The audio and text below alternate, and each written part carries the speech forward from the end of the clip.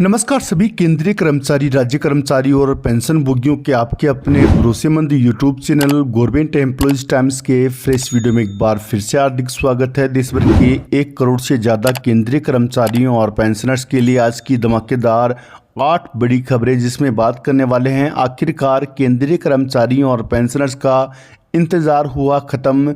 Modi cabinet की बैठक बुलाई।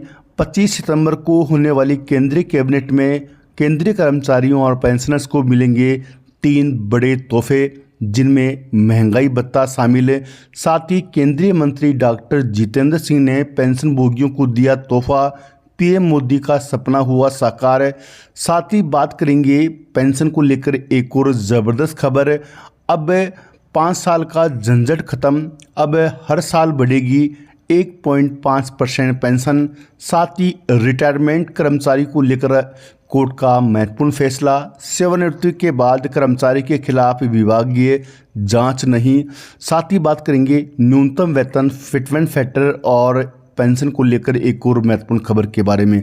यदि जानकारी पसंद आती है तो वीडियो को लाइक कीजिएगा। चैनल पे पहली बार आए हैं तो प्लीज़ चैनल को सब्सक्राइब कीजिएगा, क्योंकि आपसे जुड़े तमाम तरह के महत्वपूर्ण आदेश, वीडियो और इन्फॉर्मेशन हम यहाँ पर लाते रहते हैं। दोस्तों, वीडियो को लाइक करना बिल्कुल ना भूलें।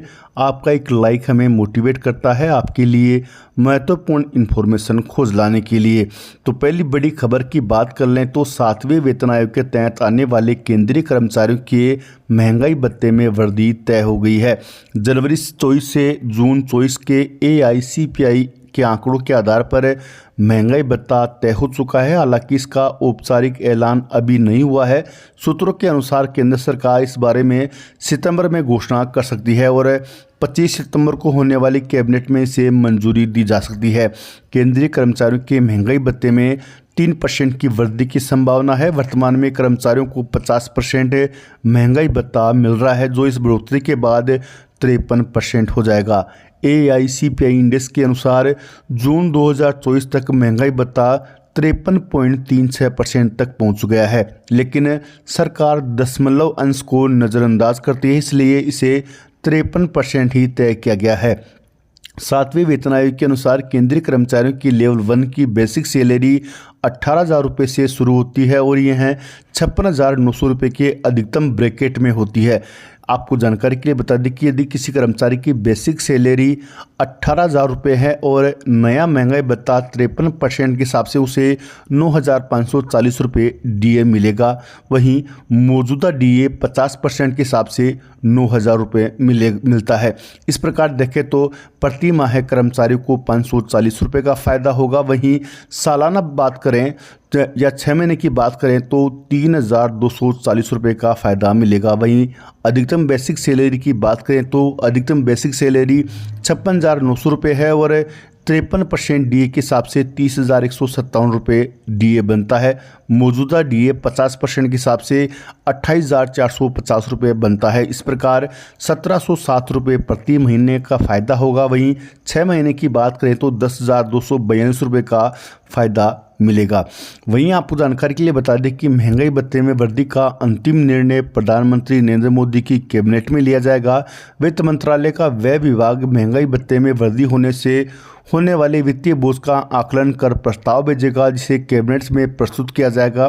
कैबिनेट से मंजूरी मिलने के बाद महंगाई भत्ते की आधिकारिक घोषणा होगी। वर्तमान में केंद्र सरकार के 1 करोड़ से अधिक कर्मचारी और पेंशनर्स को 7वें वेतन आयोग के तहत 50% महंगाई भत्ता और महंगा राहत मिल रहा है। इससे पहले मार्च 2024 में महंगाई भत्ते में 4% की बढ़ोतरी की गई थी, जो कि 1 जनवरी 2024 से लागू है। वहीं अगली बड़ी खबर की बात कर ले तो पेंशन को लेकर बड़ी खबर निकल के सामने आ रही है। अब पेंशनर्स को अपनी पेंशन बढ़ोतरी के लिए 5 साल का लंबा इंतजार नहीं करना पड़ेगा। वेतन और पेंशन के बीच असमानता की समस्या अब अधिक गंभीर होती जा रही है। वर्तमान में सेवारत कर्मचारियों को हर वर्ष 3% वेतन वृद्धि मिलती है, जबकि पेंशन भोगियों को इस तरह की वृद्धि का लाभ नहीं मिलता है।